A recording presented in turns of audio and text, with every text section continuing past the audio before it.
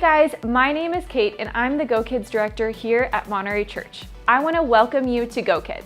So wherever you might be watching from, maybe you are in your PJs right now, maybe you're getting ready for lunch, or you just had breakfast. Wherever you're watching from, I am so excited that you're here. So let's pray and then get started.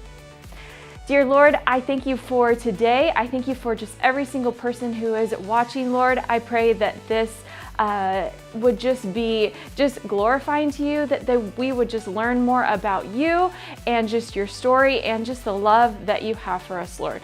So I thank you for today and I pray all these things in your name. Amen. All right, let's get started.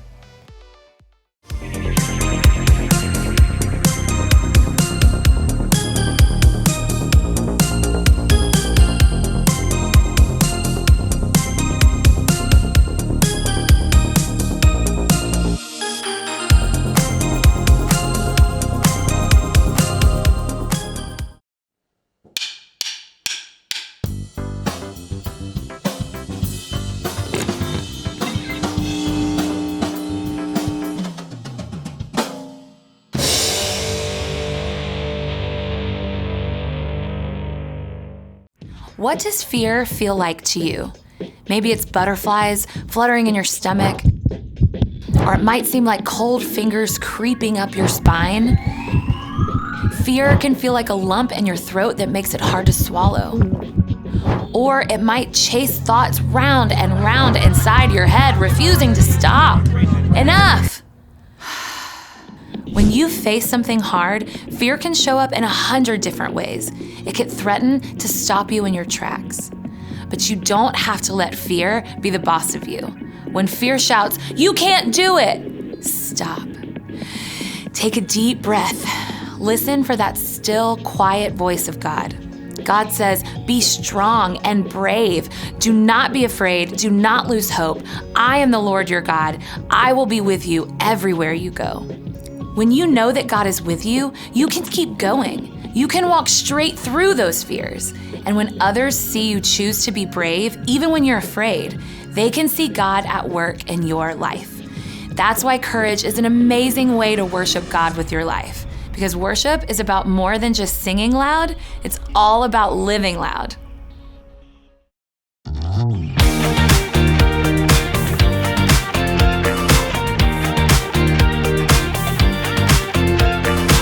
When I wake up, I know that you are with me every step of the way.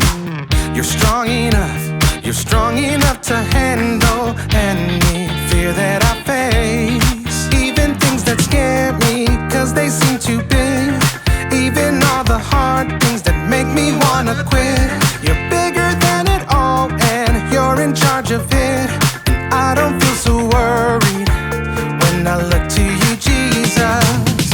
Your love is unforgettable. Your strength is undeniable. With you, nothing is impossible. You are the reason, you are the reason I'm brave. You are the reason, you are the reason I'm brave. You are the reason, you are the reason I'm brave. When I look at how great you are, your kindness helps me believe that you are good, and with you I can do anything. Even things that scare me, 'cause they seem too big. Even all the hard things that make me wanna quit. You're bigger than it all, and you're in charge of it. And I don't feel so worried when I look to you, Jesus. Your love is unforgettable. Your strength is undeniable. With you, nothing is impossible. You are the reason, you are the reason I'm brave. You are the reason, you are the reason I'm brave. You are the reason.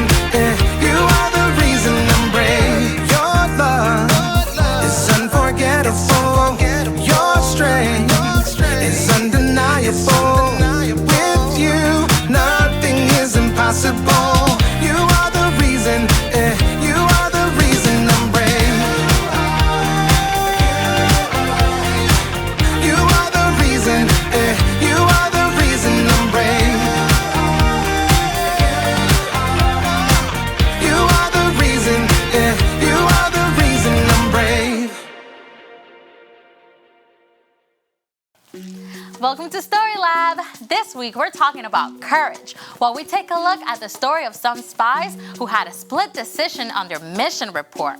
Oh, and look out for this.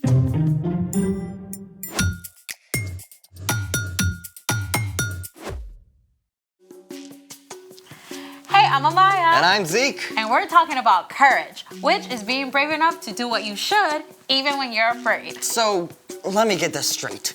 Fear is where courage starts? Yep. I could be a courage champion. What are you afraid of? Okay, super weird, but there's this bedpost in my aunt's guest room I'm kind of scared of walking past. Okay, I mean, people are afraid of all kinds of things. I looked up some of the top fears. Like what? Number 5, fear of getting laughed at. Ooh. Number 4, fear of thunder and lightning. Number 3, fear of big dogs. Number 2, fear of heights. And number 1, fear of snakes and spiders. Now my heart's pounding. I know, right? When fear shows up, it can actually take over your body. Fear really does go straight for the control system. When you face a fear, your brain alerts your nervous system, which triggers the release of stress hormones like cortisol and adrenaline. This causes your blood pressure, heart rate, and breathing to increase. More blood flows to your limbs so you can throw a punch or run for your life. And some parts of your brain are so busy amping up your body that the thinking part of your brain can shut down. Wow. No wonder we make such terrible decisions when we're afraid. Yep, but there are things that we can do to face our fear. Like we can breathe deeply and slowly. And we can also ask questions about our fears. Like, what do I really think that bedpost is gonna do to me? Exactly. Oh, great job holding up the bed. You can even plan baby steps to face your fear, a little bit at a time. Hey, what are you afraid of? Crickets. What? Yeah. What's in the box? A cricket? Oh, this is great. You can face your fear right here. Yeah. Okay, just gonna lift the box up really slowly. And then I'm just gonna open it really slowly. Maybe after the story. Well, okay, it's time for... The story before the story. Today, we're in the 4th book of the Old Testament, Numbers. God promised to bless the whole world through Abraham's family, the Israelites, and give them a home in the land of Canaan. God delivered them from slavery in Egypt, leading them through the Red Sea. In the desert, God showed deep love by giving the Israelites food and water. God also gave them rules to show them how to love God and love others. At last, God led the people to the very edge of Canaan, the Promised Land. And that's where our story starts. Let's go! Hey everyone! Hi, Brian. Okay, so about 2 years after crossing the Red Sea, the Israelites had finally made it to the very edge of Canaan, the land that God promised to Abraham, Isaac, and Jacob. God told their leader Moses, "Send some men to check out the land of Canaan. I am giving it to the Israelites. Send one leader from each of Israel's tribes." So Moses called a leader from each of the 12 tribes. Shammua, Shaphat, Caleb, Igal, Joshua, Palti, Gadiel, Gadi, Amiel, Sethur, Nabi, and Juel. So once the gang was all together, Moses laid out a super secret spy mission for these guys. I want you to see what Canaan is like. Are there a lot of people or just a few? Are they strong or weak?